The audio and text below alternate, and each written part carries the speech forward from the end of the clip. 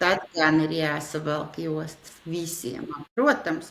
Mūsdienās zinām, mēs, kad saņemam CV, kad darbinieki, kas grib pie mums strādāt, iesniedz savu CV, nu, reti kuram ir viena augstākā izglītība.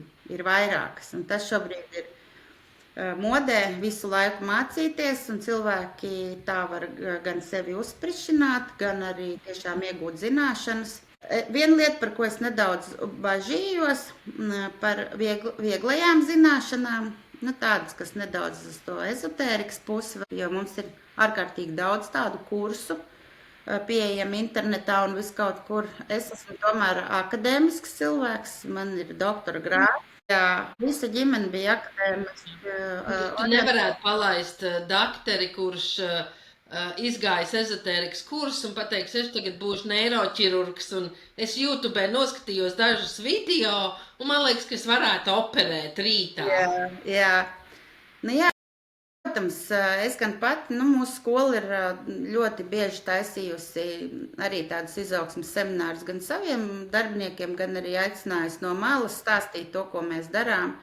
Tagad jau ir dzīve krietni mainīsies, un es nezinu nevienu skolotāju, kurš nav bijis aizbraucis uz ārzemēm, uz kādām izglītības izstādēm vai konferencēm. Skaidrs, ka mēs braukājam tepat pa Latviju viens pie otra, bet kaut vai aizbraukt uz kaimiņiem, uz Igauniju jau ir, kā uzlādējies ar kaut ko jaunu.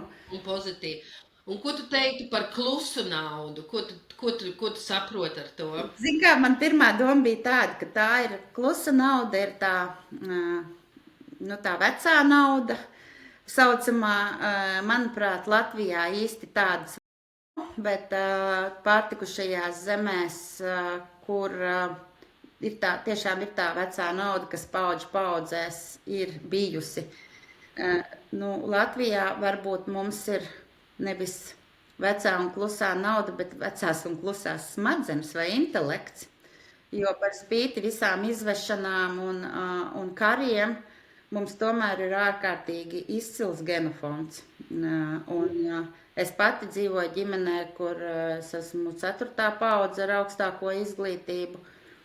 Un tagad, starp citu, ļoti modē ir visus šos dzimtas kokus veidot, un tad cilvēki var paskatīties, kur ir viņu saknes un kā tas viss ir, un jo senāk ir tā izglītība iegūta, jo tas no paudzes paudzē. Un ja mēs palasām grāmatās, piemēram, nesen man ļoti patika grāmata par mākslinieku Jāzepu Grosvaldu, par viņu ģimeni, un ka viņi jau 19. gadsimta beigās jau bija tik turīgi, ka varēja braukāties uz Parīzi, pamācīties, paznot, ja viens bērns tur, viens šur, ka jau toreiz, kaut arī nebija vēl mūsu valsts, bet latvieši jau bija turīgi toreiz. Un kas tev liekas, kas ir šīs veiksmes lielākā atslēga? Katram jau droši vien ir kaut kas cits, bet manā gadījumā es neuzskatu, ka es būtu tāda ļoti liela veiksminiece. Es vienkārši esmu strādīga. Es tiešām daudz strādāju. Mērķtiecība, tas ir raksturā, un tas vienkārši ir, ja tev patīk tas, ko tu dari, un ja tu to mērķi gribi sasniegt, tad ir nevis tikai jāsapņo, bet arī jādara. Gan jāmācās, gan praktiski ļoti daudz. Jo manā darbā viens no galvenajiem ir runātie. Jā. Es pārsvarā visu laiku runājos.